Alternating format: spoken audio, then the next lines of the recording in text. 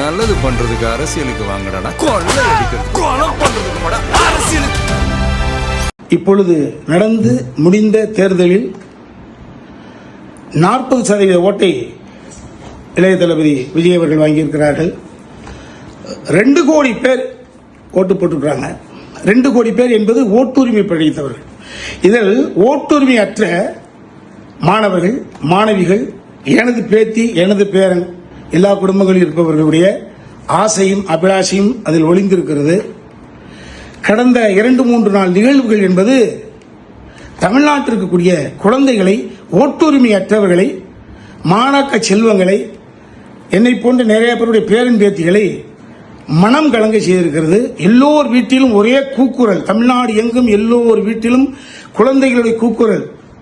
எப்ப வருவாங்க, எப்ப, எத்தனை சீட்டு, எப்ப பதவி ஏத்துட்டாங்களா, எப்ப ஏற்க போறாங்க, ஒரு இனம் புரியாத தொல்லைக்கு ஆளாக்கப்பட்டு எல்லோரும் மன செஞ்சலத்தில் ஆழ்ந்து கிடக்கிறார்கள்.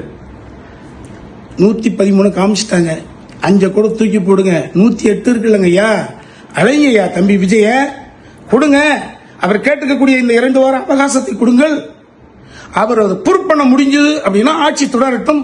ப்ரூவ் பண்ண முடியலைன்னா ஆட்சி விட்டு சட்டம் ஆட்டோமேட்டிக்காக அவரை தூக்கிற போது அடுத்த இன்னொரு எலெக்ஷன் கூட நீங்க ஃபார்ம் பண்ணுங்க. அதுக்கப்புறம் யாரும் வந்து போட்டும். தயவு செய்து இந்த ஓட்டுரிமையற்ற இந்த குழந்தை செல்வங்கள், அவர்கள் அறியாமையில் இருப்பவர்கள், இன்ஃபாக்சுவேஷன் இருப்பாங்க, உண்மை இருந்துட்டு போட்டுமே, அவர்களுடைய பார்வையில், அவர்களுடைய எண்ணத்தில் இருந்து, அவர்களுடைய பாயிண்ட் ஆஃப் இருந்து கேட்கிறேன். அலேக்கரையா தம்பி விஜய் அவர்களை அடுத்த எம்ஜிஆர் ஆகிவிட்ட எம்ஜிஆர், அவ்வளவுதான், உண்மைதான். அதிமுகவில் இருக்கக்கூடிய வெற்றி பெற்றிருக்கக்கூடிய பாண்டிச்சேரியில் இருக்கக்கூடிய எம்எல்ஏக்கள் புரிந்து கொள்ள வேண்டும். நீங்களாக வந்து விஜய்க்கு சப்போர்ட் செய்யுங்க. அடுத்த எம்ஜிஆர் சார் கூப்பிடுங்க, அவர் ஆட்சி கட்டில் அமர வைங்க. திரும்ப சொல்றேன், அறுதி பெரும்பான்மை நிரூபித்தால் ஆட்சி தொடரட்டும். அறுதி பெரும்பான்மை நிரூபிக்க முடியவில்லை என்றால் ஆட்சி களையட்டும், அடுத்த எலெக்ஷன் நடக்கட்டும். அலைக்கரையா, அலைங்களையா தம்பி விஜயே, இந்த குழந்தைகளையும் சிறார்களையும் மன ஊனத்திலிருந்து காப்பாற்றுங்களையா.